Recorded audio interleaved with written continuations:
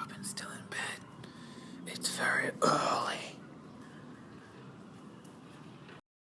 Actually, it's not that early. I need a coffee. I'm not very domesticated.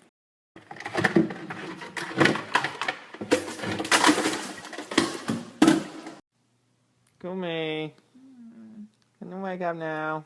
Yes, I'm awake. Ready? I'm ready. I'm hangry. Cue the gangster music. Let's go, war, nigga. Pablo, let's go, war, nigga. Pablo, let's go, war, nigga. Pablo, let's go, war, nigga. Pablo, let's go, war, nigga. Pablo, let's go, war, nigga. Pablo, let's go, war, nigga.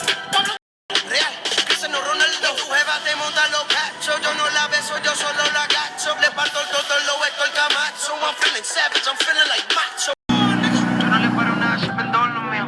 El bloque está caliente, pero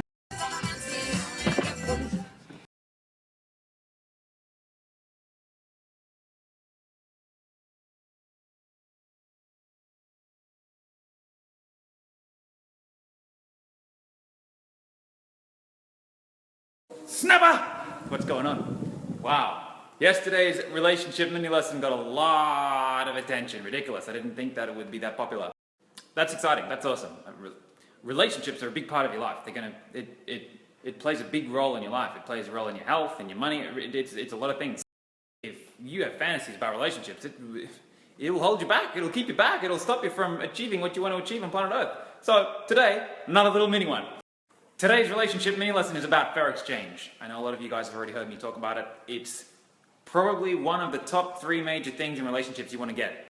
On the 10th of October, I uploaded a YouTube video about me going and picking up Lucy, my Lamborghini. It's on the thing. It's got 100,000 views now.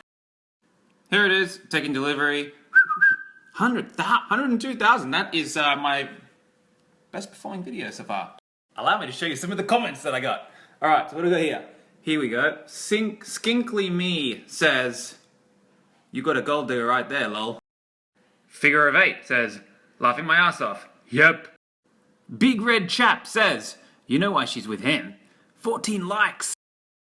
Edwin True says, "That bitch don't even look at him when he spoke to her. She is a gold digger, definitely."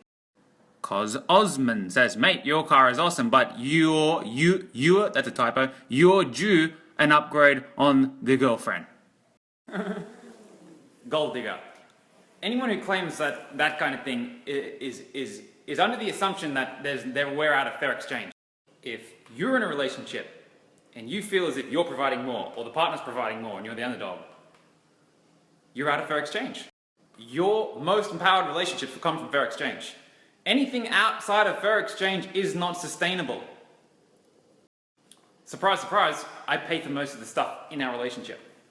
I'm the money provider. I'm the predominant money provider.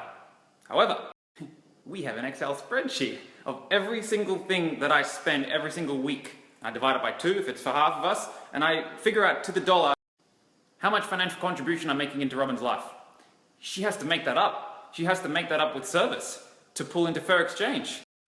So we write down all the services that she provides and finds out if I had to replace her, how much it would cost me. How much it would cost to get a nanny in, a cook in, a laundromat in, assistant, someone to take all my messages and do all my bookings and meetings and appointments, to call my family and text my friends back because I'm absolutely fucking useless at texting back. Paying bills, packing bags, folding clothes, booking foot rubs in. I don't do anything. I don't do anything. And we stack all of the values up. We jump on Google and we find out literally how much it would cost. And when you put it together, put all the services together, we balance the equation. We're in fair exchange. Many people, when we tell them this, they blow up. What's going on? That's bullshit. You should just provide. That's bullshit. That's not smart, nor is it sustainable.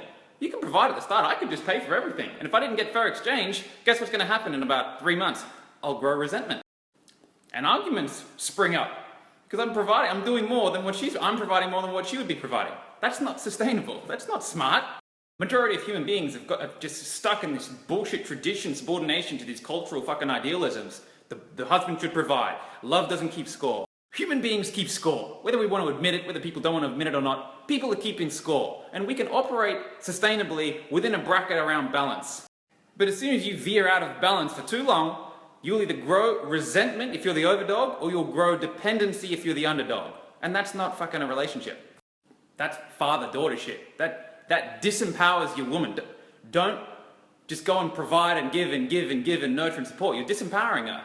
And if you're a kind of person who feels compelled to give and give and give and give and give and give, really what you're saying is, please don't leave me. You're compensating for a low self-worth and or a fear of abandonment. So what you do is you go and give and give and give, way out of fair exchange. You become the overdog in the relationship, and over time and distance you start to resent the partner, but it's not their fault.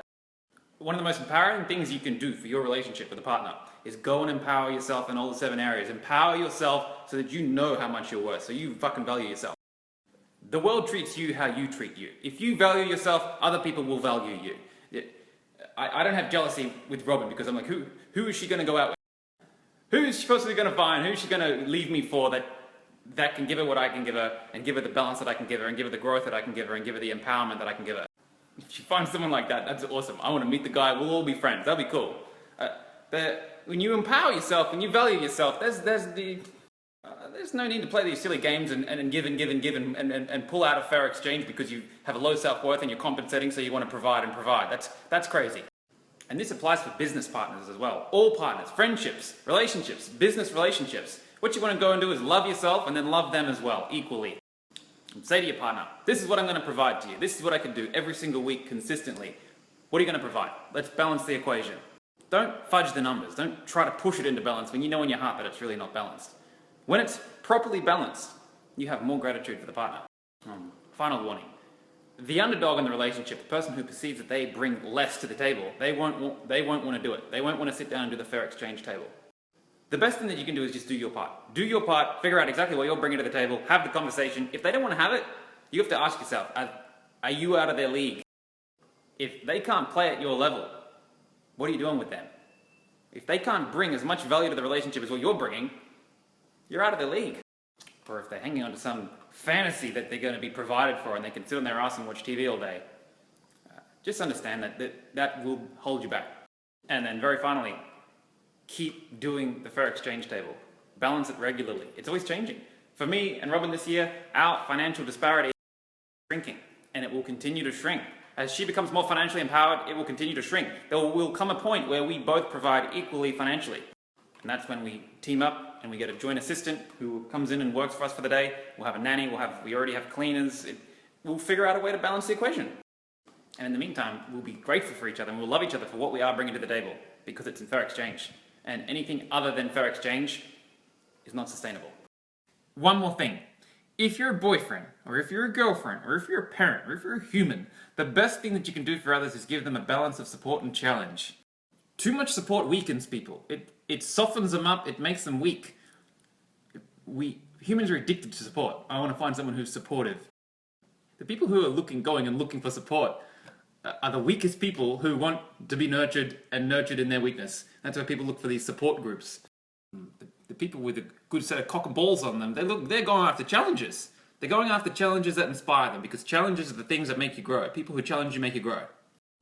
But too much challenge without support will burn you out and you get stomped into the ground, and that's not effective either.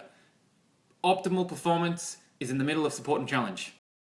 In our relationship, I give Robin a lot of support, I give Robin a lot of challenge. I challenge her, I hold her to shit. I push her, but I also support her as well. And that's where you get the growth. Every single year we're growing, massively. Every month we're growing. Every single week we're growing. And she's starting to see the benefits for that now. If we were support addicts, we could just have gone out with each other, I could have just paid for everything, and she could have sit on her ass all year, got knocked up, had the baby, locked me down. Could have happened. But we didn't do that. She didn't do that. She challenged herself, I challenged her, and she's killing it.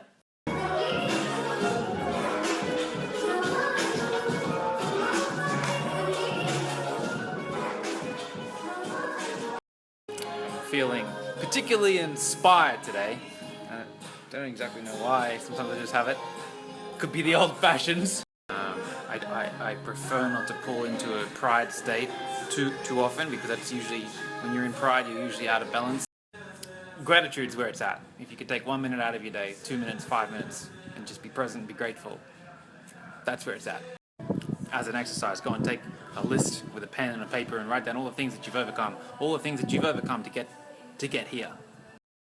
And then on that same list, go and write down all the things that you have in your life right now that were once upon a time a goal and a vision, but you got it right now.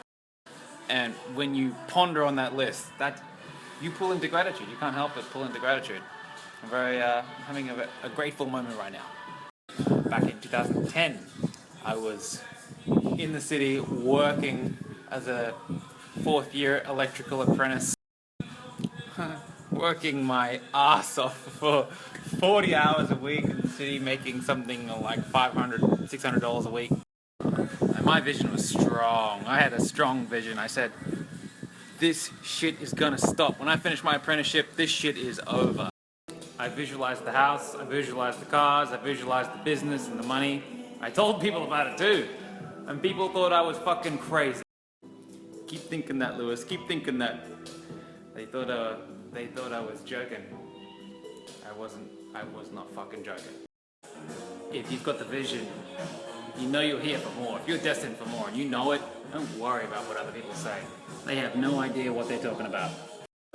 Even the people that you look up to and you think that they have more success than what you do, most of the successful people I've met are still all fucked up. They don't know what they're talking about. Nothing's more powerful than your vision. If you have a vision and you know it's strong, and you stand by it, and you stick by it, and you work toward it, you'll get it. You'll get it. It's just a matter of time.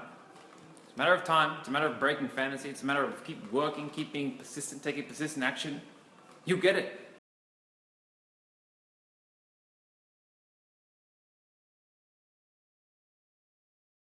What you doing there, babe? Taking my nightly orders. Every time we go someplace, everyone's selling all these books.